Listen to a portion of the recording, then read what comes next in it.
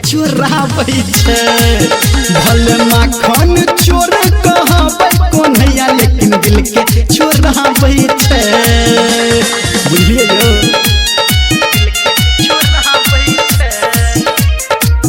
अभी आप सुन रहे हैं धर्मेंद्र निर्मलिया को।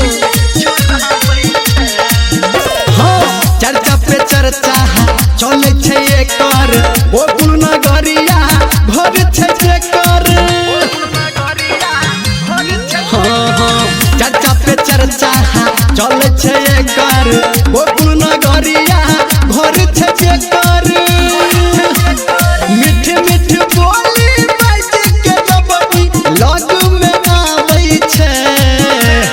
मीठ मीठ बोली बाज के जबई लग में आबै छे। भले माखन चोर कहबै कोन्हैया लेकिन दिल के चोराबै छे। भले माखन चोर कहबै कोन्हैया लेकिन दिल के चोराबै छे।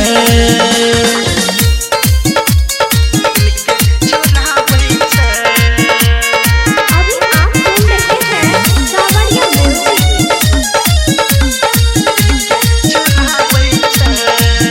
हे यो सुंदर मुखरा चांद के टुकड़ा मैया यशोदा के कहतै के दुखरा।